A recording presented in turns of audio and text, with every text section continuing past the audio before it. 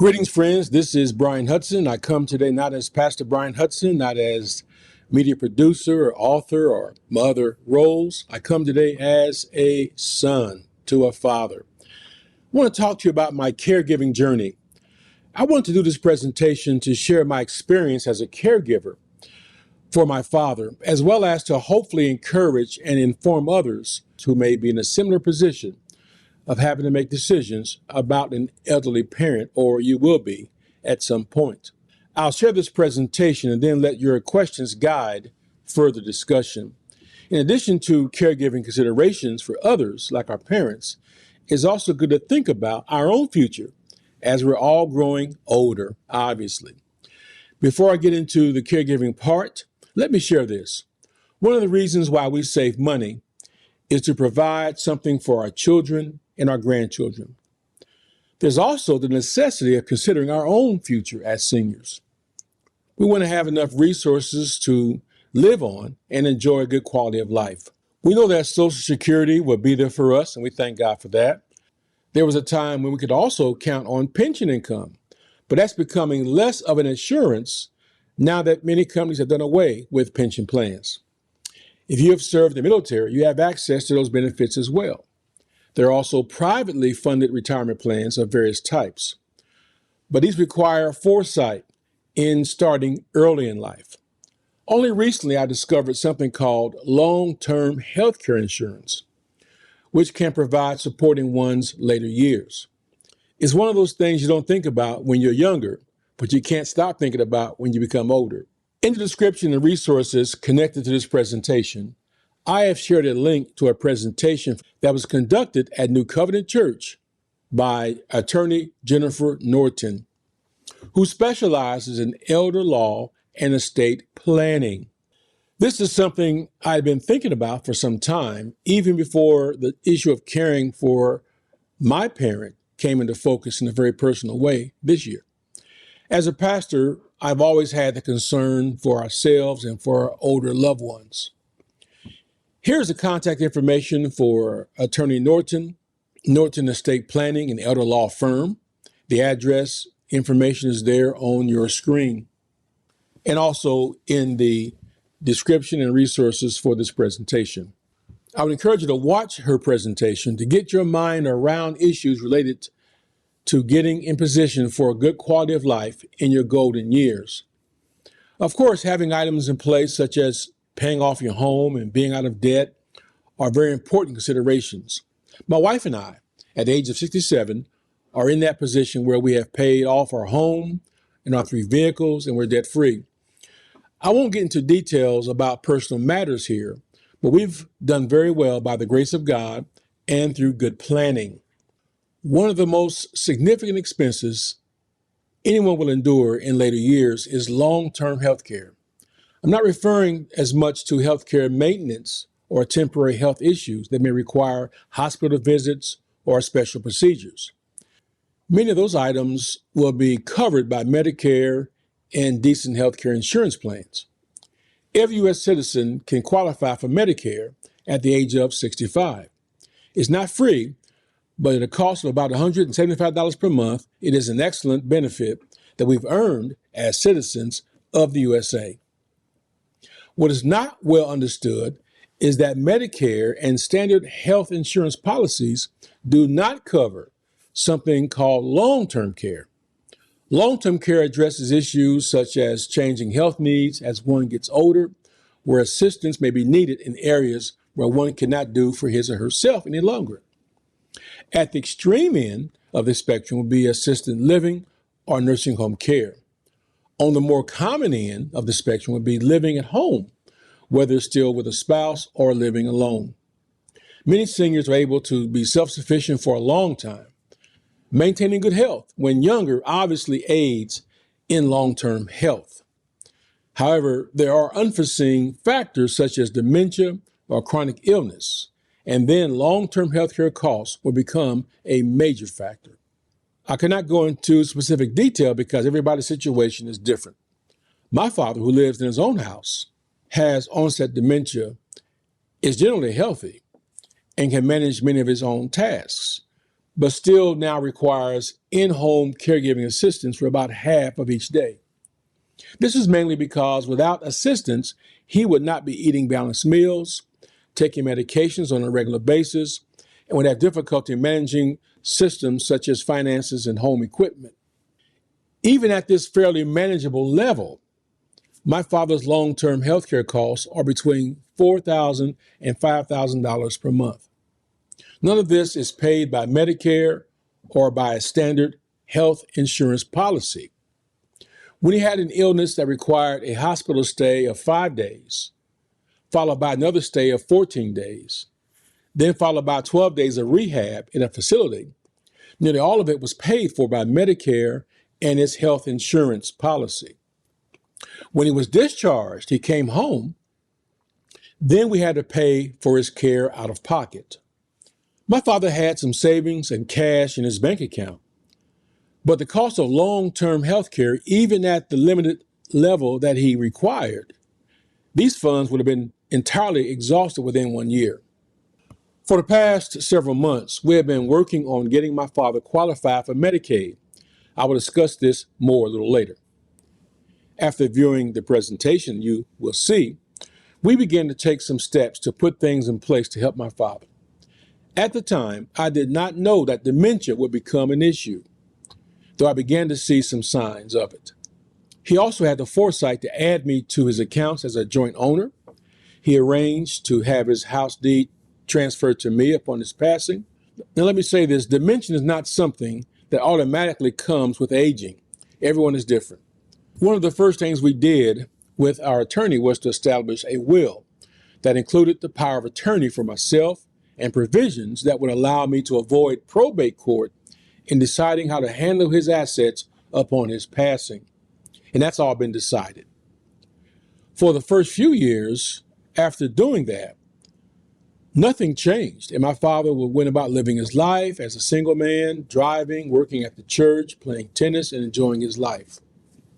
We have to realize the importance of taking action before action is needed.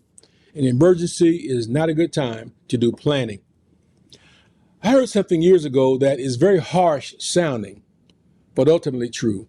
That statement is, only a fool doesn't prepare for what he knows is coming. And to that, I have to confess to being foolish in some regards. The scripture teaches his mercy endures forever, but let me hasten to add, we do not want to presume upon the mercy of God. If there are things that we're supposed to do, we should do it and not just expect God to bail us out if we neglect to take action when we could. As a pastor of 41 years, I have seen a lot of situations where a lack of planning has resulted in heartbreak and misery. But I've also seen many situations where people have championed the cause of helping their aging parents and loved ones. This is especially true in families where parents have multiple children and grandchildren who are engaged in the care of their parents. As an only child, that's not something I could count on. What is also interesting and troubling is that there are families in which there are multiple siblings, but only one of them takes responsibility to help their parents. It's almost as if they were only children, though they had one or more siblings. If someone has retirement income beyond Social Security and substantial savings, it is possible to self-fund long-term health care. For long-term health care, whether at home with caregivers, other family members, or with a facility, you're looking at about $6,000 to $7,000 per month. And again, some can self-fund that, most cannot. For most people, such as my father, self-funding was not possible, which is why we opted to get him qualified for Medicaid here in our state. His only regular income since retirement 22 years ago has been Social Security. I'll discuss the Medicaid qualification process a little later. What I've shared here so far is more focused on how we care for a loved one, such as I'm trying to do for my father. On the other side is to ask this question, who's going to care for me in my old age? This is one of the most sobering realizations as well as something difficult to assess. One thing for sure is that assuming something is not a plan. I've adopted a mindset that what I'm doing for my father may not be done for me. That's no slight on one's children or family, but a realistic assessment. We know that spouses will care one for another as long as possible. Family members will also help. But long-term health care, if that need presents itself, is something altogether different. My determination is that I don't want my children to stop their lives to take care of me. Depending upon your situation, there is also the question of willingness of children and family members to engage in long-term health care. My father was blessed to be completely independent, handling all of his business, driving, and being productive until the age of 85 years old. I began to notice changes as he turned 86. And now at 87 years of age, he's in a long-term healthcare scenario. Without going into all the details, I would share that a day came when his status dramatically changed. The need for care may be gradual or it may be sudden, but that day comes. I recall my wife and I planning a vacation to France a couple of years ago when my father was still living independently, but showing some signs of change. We purchased airline tickets that could be changed if I needed to return home. And we had left instructions with family and friends on what steps to take if a need arose. As it turned out, that contingency plan was not needed, but it was still important to have that in place.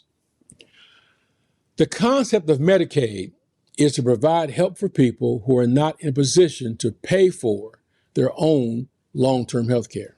Again, Medicare and health insurance plans will not cover long-term health care.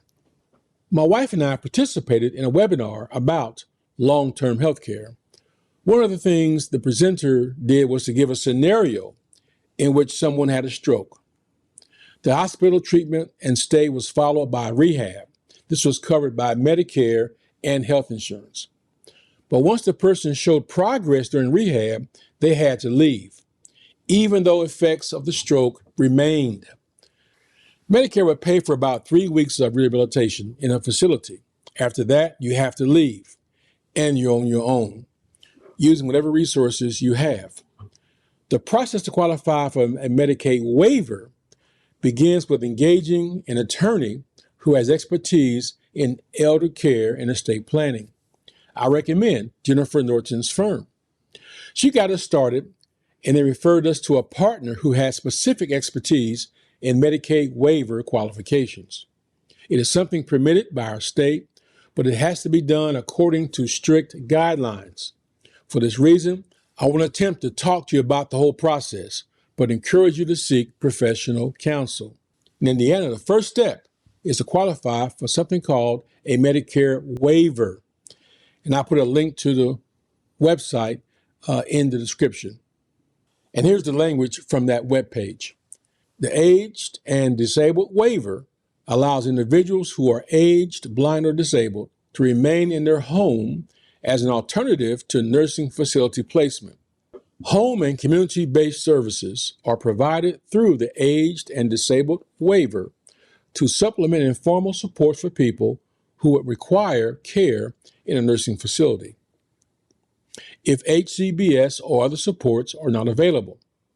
Individual must meet HCBS waiver eligibility and Medicaid eligibility guidelines to be eligible for a Medicaid HCBS waiver. To be eligible, individuals must be aged, blind, or otherwise disabled. They must reside in or are transitioning into an HCBS compliant setting, non-institutionalized. Have income no greater than 300% of the maximum supplemental security income amount. Next, they must meet nursing home facility level of care.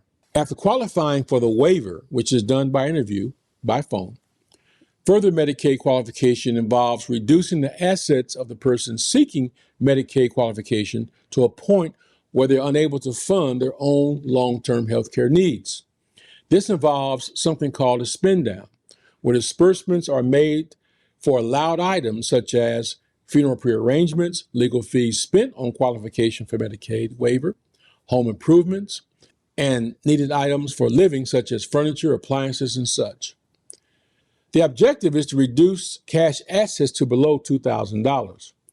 In addition to dispersing funds, there are also legal tools for creating trust funds that are not in the control of the person seeking to qualify for the Medicaid waiver. Funds are moved into a trust. We have one trust for my father's ongoing Medicaid-approved expenses. The other is a family trust that was established. Again, these are funds not under the control of the person being qualified for Medicaid. Here's more information from the website. Eligible individuals may receive authorized waiver services in conjunction with traditional Medicaid.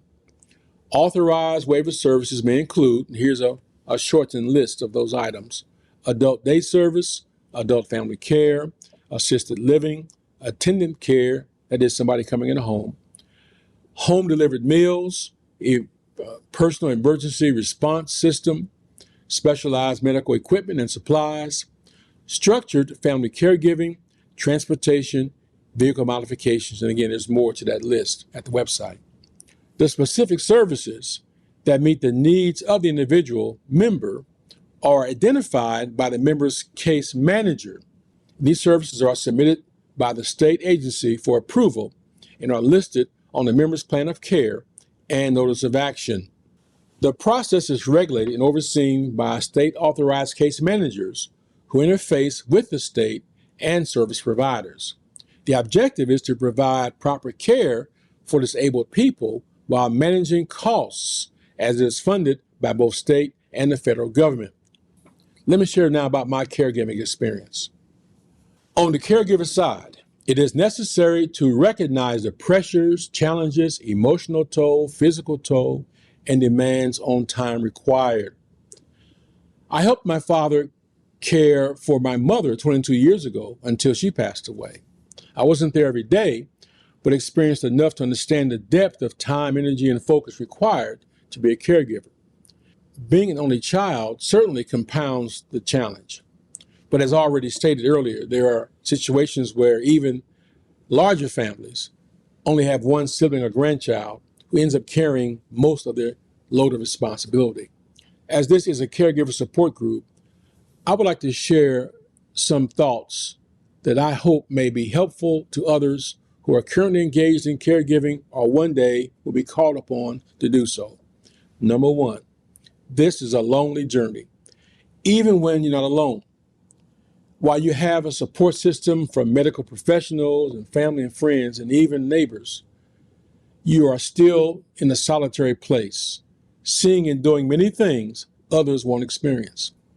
Number two, because most people have not been in the role of a caregiver or have that mindset, their emotional capacity to understand and empathize with you is minimal to absent. The phrase, out of sight, out of mind, is true.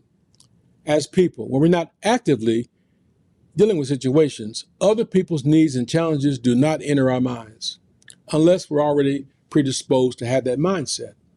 So it may not be helpful to you or others to speak about your caregiving challenges or the challenges faced by loved ones. If people don't ask you about your welfare and the welfare of people you're helping, don't feel bitter about that. Such people may be attempting to manage their own emotions, challenges, fears, and difficult situations. Relatively speaking, only a handful of people have the capacity and grace from God to manage their own difficulties while at the same time being completely interested in helping others with their needs. It's an aspect of God's grace and the Spirit of Christ at work in the heart and mind. It is helpful to identify the people who have the capacity to listen to you, help you, pray for you, and maintain a posture of being willing to help. There are people like pastors, ministers, and professional caregivers who are gifted and trained to help others because they've learned how to manage their own emotions. Some people are too far into their own feelings to be helpful in dealing with the feelings and needs of others. Number three, do not feel sorry for yourself. Even though you have deep sorrow and feelings of being abandoned and neglected, remember that these are only feelings, not reality.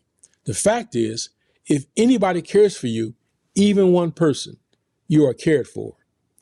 Stay in prayer, Keep your daily devotions, cast your cares on the Lord, and do as David said, encourage yourself in the Lord. Number 4, do not stop living your life to care for another person, not even your own parents. 2 things can be true. First, you can be absolutely committed to caring for a loved one. And number 2, you can enjoy your life, do your work, have hobbies, and experience joy and happiness. The difference is that as a caregiver, you have to share your time with a loved one. It's not a lot different than being a parent at a time when you had children who needed you. You had the mindset of taking care of your children, being faithful to spending time with your spouse, and doing some things that you enjoy doing. It's also like a job where you have responsibilities and then you have your time off. Number 5, find resources, people, and opportunities to encourage and educate you along this journey. I want to recommend Jan Mitchell as a resource. She helped us form our Caregiver Support Group at New Covenant Church and has spoken to us on 2 occasions. I want to share with you a link to one of those sessions that we had with Jan Mitchell. We'd like to discuss home safety as a caregiver and one who's responsible for a parent living in the home. Being safe in the home, especially when no one is present, is a major concern. There was a time when my father was a fall risk. This was due to a couple of medical conditions that have been treated. Falling is one of the greatest concerns for older people. One of the conditions to my father's discharge from the first hospital stay back in January was that he needed 24/7 care because we were concerned about him being a fall risk. And we arranged that. I stayed in my father's house overnight on occasions to help manage the cost. But these services were needed before he qualified for Medicaid benefits. The cost for home care is about $30 to $34 per hour, so you can do the math on 24/7 care. As my father grew healthier and became stronger, he was no longer a fall risk. Although he's had times of dizziness, and this has been an ongoing situation for several years, part of that was because he was not consistent in taking medications to regulate his blood pressure. Here are some items I have found helpful for home safety. Number 1, using Ring cameras to help monitor movements and patterns of behavior. For a long time, I've had a Ring camera on my father's porch. There are 3 cameras in his house. He's aware of all this. Each of these can be configured to give motion alerts that send notifications to my phone or my watch. Because we could not afford 24/7 care each day going forward, prior to Medicaid qualification, I used technology to manage and monitor movements and to make sure he was safe. When it was safe for him to be alone when caregivers were not present, the cameras were very helpful. I can monitor these on my phone or laptop and again configure each one to give notifications when needed. As my father has progressed, having notifications from the cameras has become less of a need. I live 7 minutes from his house, and he has 2 neighbors who are helpful, and I have their phone numbers and keep in touch. His neighbor to a couple of doors north is especially caring, as he's known my dad and our family for many years. My father has an iPhone on my account, which allows for tracking and which is convenient for him to use. When my father was driving, this was very helpful because he got lost on occasion while driving. He was a good driver, but dementia affected his memory. But ultimately, we did deem it necessary to ask him not to drive any longer. And it was a very difficult day when I had to park his car at my house and inform him that he could no longer drive. Number 3, we installed a landline in his house because at times his phone was not charged, or he changed the settings or turned the ringer off or something like that, which prevented being able to contact him. Number 4, my dad has a single level house with a basement. The house is very safe to get around. It was decided he should no longer go to the basement because of the fall risk, going down those steep stairs. And that was another friction point, but it was something necessary for his safety and my peace of mind. A digital door latch was installed that requires a code to open it. His washer and dryer is in the basement, but the caregivers and myself do all his laundry now. Number 5, we reversed his bathroom door from opening inwards to opening outwards. This is to prevent him from getting stuck in his bathroom against the door, should that situation arise. Number 6, because my father often misplaced his keys, although they always turned up somewhere, we installed a digital deadbolt lock on his front door. Last summer, a neighbor next door called me because my dad had walked out of his house to do something in his yard, locked the door, but left the keys in the house. So I had to go over and bring my key and let him back in. Well, now that he has caregivers, the digital lock also provides access to his house via a 4-digit code. Number 7, it's important to not treat a loved one like a child. Even though my father has dementia and other challenges, he is still highly intelligent. It's just that his mind betrays him from time to time. So everything that's done is with great care, respect, and compassion. So the things we've done come with explanations, negotiation, and appeals to his intelligence. When it became necessary to let him know that he should not drive any longer, I reminded him of something he told me when I was a young driver, which was a car can be a very dangerous thing because of its weight and inertia, and a lack of response and reflexes presents a problem driving. So it's something he understood because he gave me that speech. I didn't lecture him on that, obviously, but it was something I knew he would remember telling me. Number 8, my father likes a warm house, but I've gone over his house at times when he's pushed the thermostat up to 91 degrees, which is as far as it will go. He didn't do it on purpose, but he has an old thermostat and kept pushing the button to raise the temperature, although the thermostat didn't respond instantly to show the current temperature. So we installed a Wi-Fi thermostat, which has an app that I can monitor on my phone and adjust remotely. The thermostat also has a large display that Dad can touch and adjust. And it's also configured that it won't go above 81 degrees because other people like caregivers cannot survive in a house that hot. Number 9, I installed night lights throughout the house that are motion sensing, so when he gets up and moves around at night, there is illumination before he turns lights on. These are all just common sense items. My father is still highly functional, generally healthy, and in fact has been doing much better lately. At some point in the future, he may regress, but we want to afford him as much freedom of movement as possible in his own house for as long as possible. Let me touch on a few items regarding medical care, doctors, and hospitals. It is necessary to gain medical power of attorney. This is something needed, especially as persons get older, and even more so if there is dementia. Sitting with a parent during a medical consultation and hearing what the doctors and medical professionals say is very important. Remembering all that obviously is very important. So it's important to get their consent to gain medical power of attorney, or what they also call HCR, or becoming a healthcare representative. There are also things like advanced directives dealing with critical care decisions, whether or not to resuscitate, and such. These are difficult decisions that someone needs to make. One of the things in later life my father has greatly struggled with is being consistent with taking his medications. He was also prone to self-medicate and do things he heard about or saw on television. This inconsistency and experimentation led to a lot of problems that have now been addressed.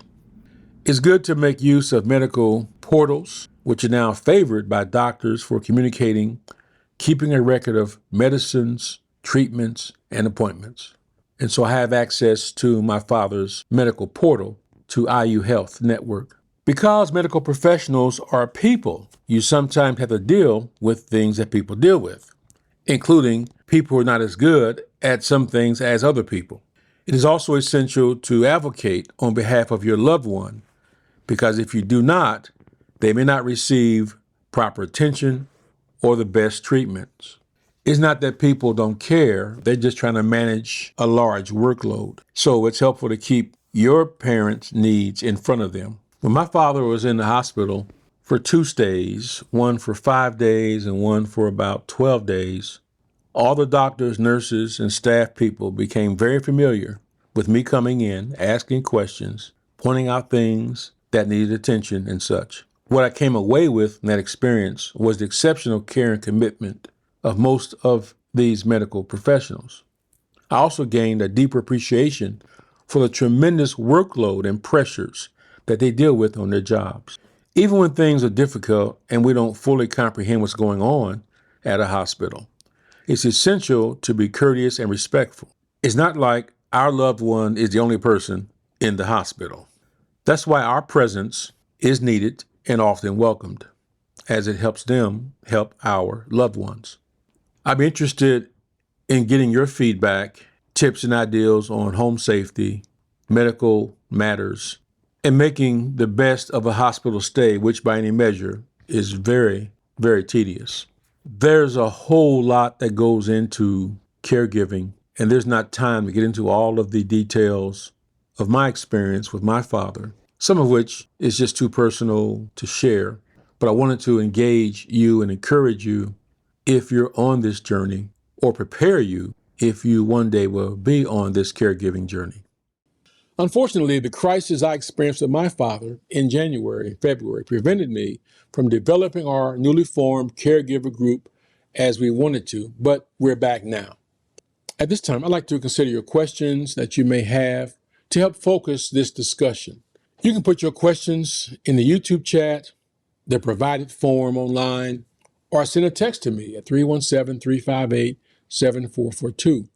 We will schedule another care group support meeting in person or on Zoom to explore the items raised in this presentation. Again, I want to thank you for allowing me to share my heart with you and just a few insights. As you know, if you're a caregiver, there's a whole lot more going on than you have time to share. So thank you for listening, and I hope you are encouraged and informed.